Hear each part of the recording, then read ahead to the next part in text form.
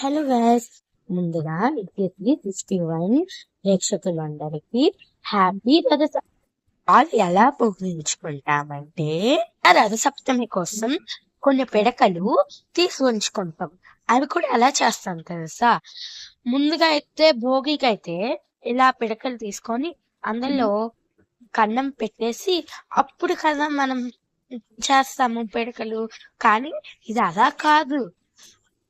పేడ తీస్తామా, పేడ ఎలా వస్తే పిడకలు అలానే కొడతాం. పిడకలు ఇప్పుడు ఆ పిడకలకి మంట పెట్టేసి దాని మీద ఒక ఎత్తడి తప్పేల పెట్టి దానిలో కొంచెం పాలు వేసాక ఆ పాలులో పొంగొచ్చాక అలా పాలు కొంచెం పడనిస్తాం. పొంగొచ్చిన పాలులో అందరం 3 సార్లు బియ్యం వేస్తాం. అవి కూడా మామూలు బియ్యం కాదు, నెయ్యి కలిపిన బియ్యం. కొంచెం సేపుగా పంచదార వేసి అది చెరుకు పెద్ద ముక్క తీసుకొని దాంతో కలుపుతాం.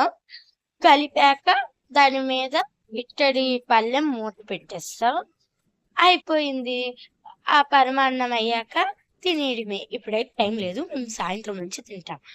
మేము ఎలా పొంగించామో ఇప్పుడు మీకు చూపిస్తాను. మా నాన్నమ్మ ఇక్కడ ముగ్గేస్తున్నారు, మేమైతే అలా పొంగించాం. హలో గైస్, ముందుగా నిత్యశ్రీ 61 ప్రేక్షకులందరికీ హ్యాపీ వాళ్ళు ఎలా పూజించుకుంటామంటే ఆ రథసప్తమి కోసం కొన్ని పిడకలు తీసి ఉంచుకుంటాం. అవి కూడా ఎలా చేస్తాం తెలుసా? ముందుగా అయితే భోగికి అయితే ఇలా పిడకలు తీసుకొని అందులో కన్నం పెట్టేసి అప్పుడు కదా మనం చేస్తాము పిడకలు. కానీ ఇది అలా కాదు. పేడ తీస్తామా, పేడ ఎలా వస్తే పిడకలు అలానే కొడతాం.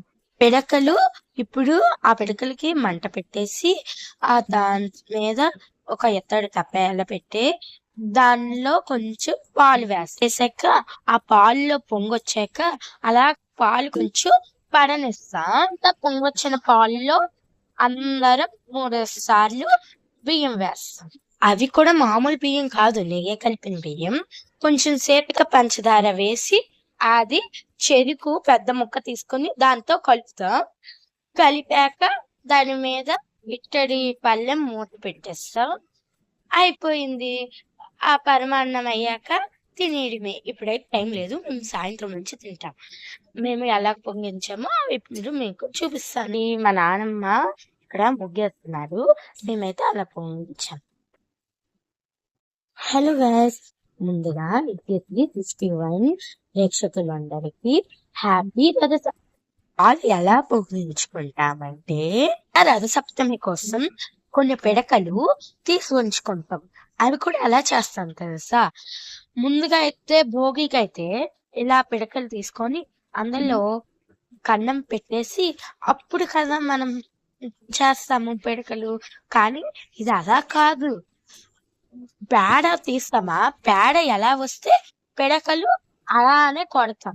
పిడకలు ఇప్పుడు ఆ పిడకలకి మంట పెట్టేసి దాని మీద ఒక ఎత్తడి తప్పేల పెట్టి దానిలో కొంచెం పాలు వేసాక ఆ పాలులో పొంగొచ్చాక అలా పాలు కొంచెం పడనిస్తాం. పొంగొచ్చిన పాలులో అందరం 3 సార్లు బియ్యం వేస్తాం. అవి కూడా మామూలు బియ్యం కాదు, నెయ్యి కలిపిన బియ్యం. కొంచెం సేపుగా పంచదార వేసి అది చెరుకు పెద్ద ముక్క తీసుకొని దాంతో కలుపుతాం. కలిపాక దాని మీద ఇట్టడి పళ్ళెం మూత పెట్టేస్తాం. అయిపోయింది.